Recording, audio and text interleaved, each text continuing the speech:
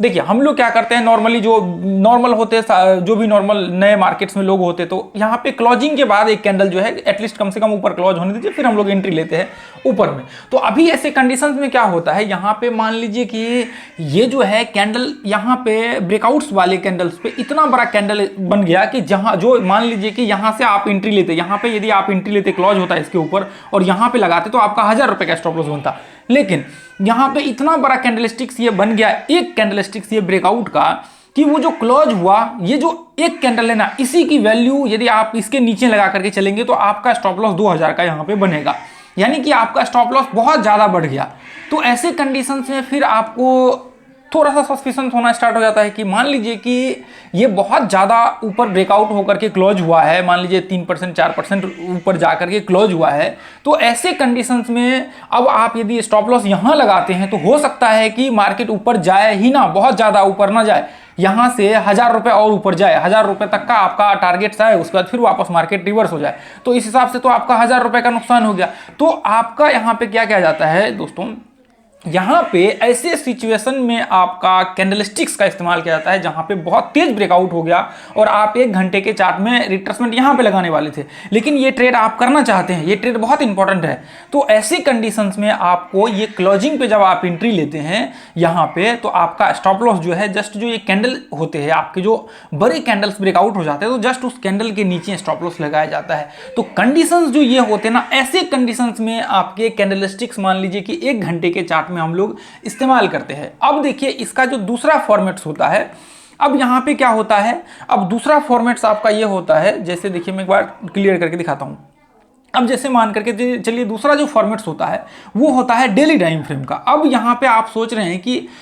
मैं daily time frame में entry ले रहा हूं, मैं क्या कर रहा हूं, डेली टाइम फ्रेम में मैं यहां पे एंट्री ले रहा हूं। तो आप यदि डेली टाइम फ्रेम में यहां पे एंट्री ले रहे हैं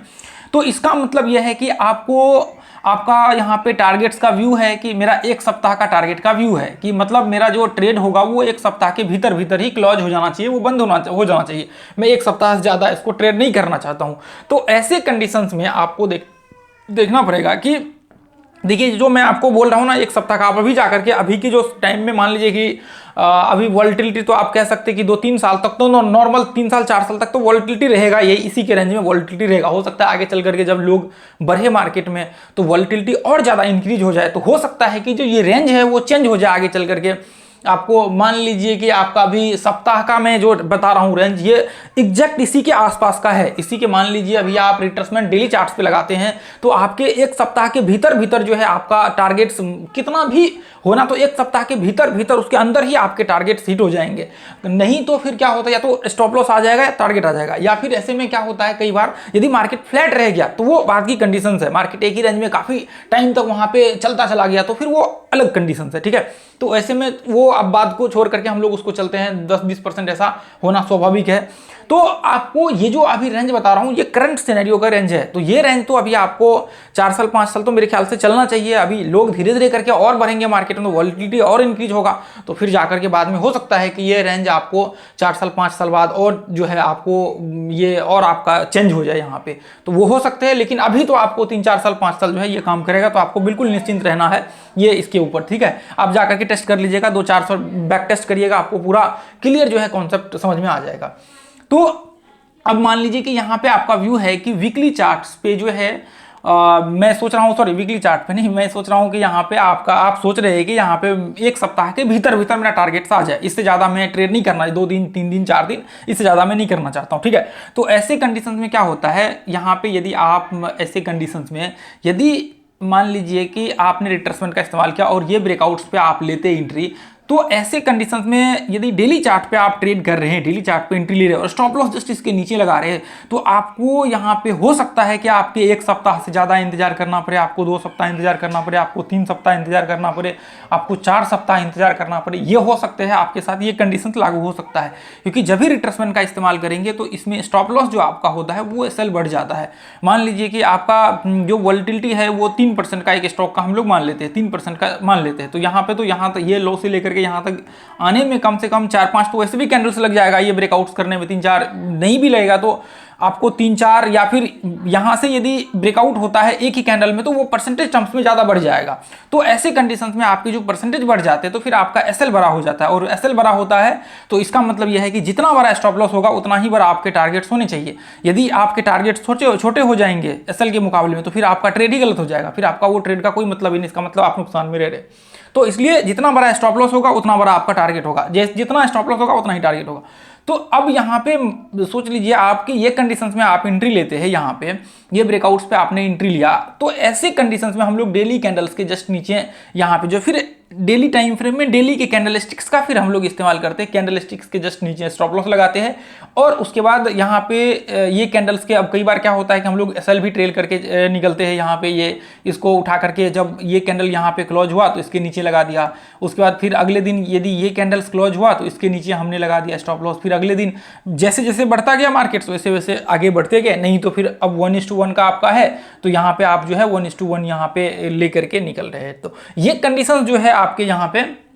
लागू होते हैं, ठीक है। ये जो कंडीशंस मैंने अभी आप लोगों के साथ शेयर किए हैं ये सारे कंडीशंस लागू होते हैं। तो अब यहाँ पे देखिए आपको रिट्रेसमेंट का तो अभी एक बार हम लोग देख लेते हैं। तो स्टॉप लॉस में जब आप इस्तेमाल करेंगे तो ये चीज़ हमेशा याद रखिए कि आपका जब भी आप इस्तेमाल करेंगे तो आपको देख करके देखना पड़ेगा आपका टाइम पीरियड कितना है, डिफरेंट कितना है टाइम पीरियड्स की। मान लीजिए कि आपका 1 महीना का है, 2 महीने का है, 3 महीने का है कि आप 3 महीने तक होल्ड करना चाहते हैं और 3 महीने तक वहां पे मुझे इस हिसाब से चलना है आगे, तो टाइम फ्रेम आपका बढ़ता जाएगा और स्टॉप लॉस का रेंज जो है आपका बढ़ता जाएगा। तो जितना स्टॉप लॉस होगा, देखिए आप कहने के लिए 1:1, लेकिन इसमें क्या होता है आपका टारगेट जो है बड़े आते हैं, इसमें क्या होता है आपके टारगेट्स बड़े होते हैं। 1:1 कहने के लिए है लेकिन 1.5 या फिर 1:2 तक जो है हम लोग यहाँ पे होल्ड कर सकते हैं, आपको कोई दिक्कत नहीं होगा। तो मैं अभी आपको दिखाता हूँ। अब देखिए रिट्रेसमेंट का हम लोग देख लेते हैं एक बार। जैसे मान लीजिए कि आपका रिट्रेसमेंट का हम लोग यहाँ पे इस्तेमाल कर रहे हैं, रिट्रेसमेंट का हम लोग इस्तेमाल करते हैं, तो ऐसे में क्या होता है रिट्रेसमेंट का इसलिए इस्तेमाल किया जाता है। रिट्रेसमेंट का देखिए जैसे मान लीजिए कि ये लो है और ये पॉइंट्स है, तो ऐसे में क्या होता है ये ट्रेंड क्लियर होता है और फिर क्या होता है आगे चल करके यदि इस तरह से ब्रेकआउट होते हैं, तो यदि मान लीजिए कि ये इसको ब्रेक कर रखा है मार्केट और आपने ये ब्रेकआउट्स पे एंट्री लिया है, इसके नीचे स्टॉप लॉस लगाते हैं, तो बहुत चांसेस होते हैं कि यदि आगे चल करके ये फॉल्स ब्रेकआउट होता है और वापस आपके स्टॉप लॉस हिट कर देते हैं, तो फिर क्या हो जाता है ये एक रेंज बनने की संभावना हो जाता है कि या तो ये सपोर्ट एंड रेजिस्टेंस यहाँ पे बन जाएगा, बहुत चांसेस हो जाएंगे कि ये आपका यहाँ पे रेंज बन जाता है। आप जाकर के सपोर्ट एंड रेजिस्टेंस वाला अपना जो प्लेलिस्ट है उसमें जाकर के देखिएगा, तो इसको हमने पूरा कॉन्सेप्ट क्लियर किया हुआ है कि ये क्यों होता है, किस लिए होता है, क्या रीजंस है, ये एक बार जरूर आप चेक कर लीजिएगा सपोर्ट रेजिस्टेंस। क्योंकि देखिए सपोर्ट रेजिस्टेंस आपने देखे होंगे लेकिन जो हमने वीडियो बनाए हुए हैं वो बहुत डिफरेंट है, वो पूरा डिफरेंट है, 100% डिफरेंट है। आपको ये कंटेंट कहीं नहीं मिलेगा। जो चीज देखिए जो चीज रियल में एग्जिस्ट करता है वो चीज आपको देखने को नहीं मिलेगा, और ये चीजें सिर्फ एक्सपीरियंस से आती हैं, ये चीजें सिर्फ एक्सपीरियंस से आती हैं और आप इसको कहीं भी खरीद नहीं सकते, और एक्सपीरियंस आप खरीद नहीं सकते। आप यहाँ पे पूरे स्टॉक मार्केट के जितने हैं सबके कोर्स खरीद सकते हैं, हर चीज खरीद सकते हैं, पर आप एक्सपीरियंस किसी का नहीं खरीद सकते। तो इसलिए आपको ये चीज देख करके चलना पड़ेगा। इसलिए हम लोग स्टॉप लॉस जस्ट इसके नीचे लगाते हैं, या तो मार्केट रेंज में आ जाएगा या फिर क्या हो जाएगा यदि इसको ब्रेक किया तो हो सकता है कि मार्केट नीचे जो है ब्रेक होने के बाद वापस नीचे ब्रेक डाउन करके इस तरह से मार्केट जो है कंटिन्यू कर ले ट्रेंड्स कुछ। तो ये रीजंस होते हैं स्टॉप लॉस जस्ट उसके नीचे रिट्रेसमेंट के नीचे लगाने का। तो इसके ऊपर हमने आज जो भी एनालिसिस किया हुआ है ये बहुत ही इंपॉर्टेंट एनालिसिस है। ये आपको कोई भी जो है फ्री में आपको देने वाला तो है नहीं, लाखों रुपए लेकर के भी नहीं देगा। तो देखिए अब यहाँ पे हम लोग क्या करते हैं, मैं जस्ट देखिए इसके ऊपर आपको पूरा फुल डिटेल्स चाहिए ना। अब आप सोचेंगे कि मतलब हर कंडीशंस में आपको क्या करना है, अपना जो स्विंग ट्रेडिंग वाला कोर्स है ना, स्विंग ट्रेडिंग वाला कोर्स प्लेलिस्ट जा करके देख लीजिएगा, आपको जो है आई बटन में मिल जाएगा, आप चेक कर लीजिएगा। प्लेलिस्ट में जाकर के स्विंग ट्रेडिंग वाला कोर्स का जो है पूरा का पूरा आप वॉच कर लीजिएगा, फ्री ऑफ कॉस्ट हमने डाल रखे हैं, आपको कोई उसमें चार्ज नहीं लगेगा उसका, ठीक है। चलिए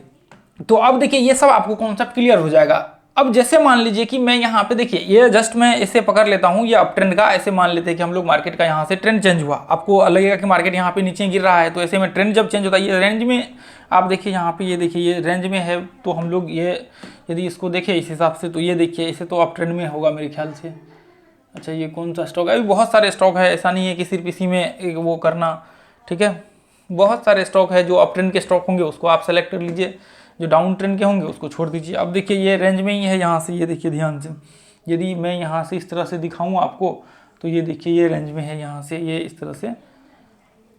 देखिए। तो इसको हम लोग इसी में देख रहे हैं, आप कोई दिक्कत नहीं, और भी बहुत सारे स्टॉक है, मैं ऐसे लगा देता हूँ। देखिए यहाँ से टॉप गेनर जो होगा वो इधर आ गया आपका, इधर हम लोग लगा लेते हैं इसको, जो आज अभी जस्ट अभी मार्केट में चल रहा है। ये देखिए मैं यहाँ पे क्या करता हूँ, इसको रिमूव कर देते हैं। ये देखिए अभी क्या करते हैं, डेली चार्ट हमने लगा लिया है, अब वापस क्या करते हैं, देखिए ये देखिए अब यहाँ पे मैं आपको दिखा देता हूँ, आप ज़रूर चेक करिएगा इसको जा करके, ठीक है। अब जैसे मान लीजिए कि मैं एक बार ब्रेकआउट को क्लियर कर लेते हैं, फिर उसके बाद जो है देखेंगे कि उस वहाँ पे रिट्रेसमेंट करता है, तो फिर ट्रेड का मैं आपको दिखाता हूँ। जैसे ये देखिए इसमें तो कुछ ज़्यादा ही, यदि एक बार सीक्वेंस में ट्रेंड हो तो फिर उसमें क्लियर दिखेगा, या फिर एक, चलिए यहाँ पे हम लोग देख लेते हैं। यहाँ पे देखिए, क्योंकि मैं 1 घंटे का भी लगा करके दिखाना चाहता हूँ ताकि आपका कॉन्सेप्ट क्लियर हो जाए, आपको दिक्कत ना हो। चलिए यहाँ पे देखिए, ये देखिए जैसे मान लीजिए कि ये पॉइंट से मार्केट यहाँ पे रिट्रेसमेंट किया, अब यहाँ पे मार्केट यहाँ तक रिट्रेसमेंट किया, तो स्टॉप लॉस जस्ट थोड़ा सा यहाँ पे मान लीजिए कि इसके नीचे हम लोग लगा करके रखेंगे सेल। अब देखिए इसके ऊपर यदि एक कैंडल क्लोज होगा तो फिर हम लोग एंट्री ले सकते हैं। इसके ऊपर एक कैंडल, मान लीजिए कि यहाँ पे ये कैंडल क्लोज हो गया, ये कैंडल क्लोज हो गया, तो अब जैसे ही ये कैंडल यहाँ पे क्लोज हुआ, आप देखिए यहाँ पे ये कैंडल जैसे ही यहाँ पे क्लोज हुआ, ये देखिए जैसे ही मान लीजिए कि ये कैंडल जो है ना आपका क्लोज हो गया, अभी थोड़ी देर के लिए इसको हम लोग मार्क कर लेते हैं, ऐसे मान लेते हैं क्लोज हो गया यहाँ पे कैंडल। ये देखिए यहाँ से मार्केट रिट्रेसमेंट किया ये लो तक, तो एसएल तो यहाँ पे लगेगा इसके नीचे, तो यदि आप यहाँ पे एंट्री ले रहे हैं तो इसके ये उसके ऊपर एंट्री होगा आपका। अब जैसे ही ये कैंडल जो आपका ये वाला कैंडल है ये क्लोज हुआ, तो आप क्या करेंगे, एंट्री इसके ऊपर लगे। मैं एक बार दिखा देता हूँ आपका, ये इसको लगा करके, ये देखिए ये यहाँ पे एंट्री होगा, यहाँ पे जब आपका एंट्री होगा तो स्टॉप लॉस जस्ट इसके नीचे बनेगा। तो स्टॉप लॉस आपका कितना, लगभग 4% के करीब यहाँ पे बना हुआ है। तो आप यहाँ पे देखिए कि आपका जो ट्रेडिंग सेशन है, यहाँ पे ट्रेडिंग सेशन आप देखिए कितना टाइम लगा है आपका। देखिए 14 तारीख को यहाँ पे जो है ट्रेड एग्जीक्यूट हुआ है, और आपका 6 जुलाई को टारगेट आया है। यहाँ पे देखिए ध्यान से 6 जुलाई, लास्ट 14 जून टू 6 जुलाई, ठीक है। तो यहाँ पे देखिए कि टाइम पीरियड का कितना है, क्योंकि बीच में वो भी था, छुट्टी भी होगा इसका, शनिवार रविवार भी होगा, तो इसलिए वो टाइम डिफरेंट दिखा रहा है। तो ये चीज आप देखिए कि यहाँ पे कितना टाइम लगा हुआ है, ठीक है। आप कैंडल्स को गिन लीजिए, ऐसे दिख रहा है आपको चार्ट पे। तो अब यहाँ पे देखिए, यदि ऐसे कंडीशंस में मैं यदि आपको दिखाऊं यहाँ पे कि आपने यहाँ पे क्या करा, ये कंडीशंस में स्टॉप लॉस हम लोगों ने यहाँ पे रखा, ये कैंडल है जिस कैंडल को हम लोग यहाँ पे देख रहे थे, और एंट्री हमने यहाँ पे लिया, स्टॉप लॉस जस्ट इसके नीचे लगाया हमने। तो अब ऐसे कंडीशंस में क्या होगा, अब वो एक बार देख लेते हैं। अब देखिए एक बार फ्लैट हो गया तो वो बात की बात है, अब इसके नीचे जस्ट हमने यहाँ पे स्टॉप लॉस लगा दिया। तो ऐसे कंडीशंस में आप यहाँ पे देखिए, यदि 1:1 यहाँ पे देखें तो 1:1 जो है आपका जस्ट इसके यहाँ पे देखिए 1 2 3 4 5 दिन के 5वें दिन के कैंडल्स पे जो है आपका यहाँ पे 14 जुलाई टू 21 जून, ठीक है, सॉरी जून टू जून, ठीक है। तो यहाँ पे देखिए आपके 5 दिन के भीतर ये जो 5 कैंडल्स के सेशन दिख रहा है, मान लीजिए आप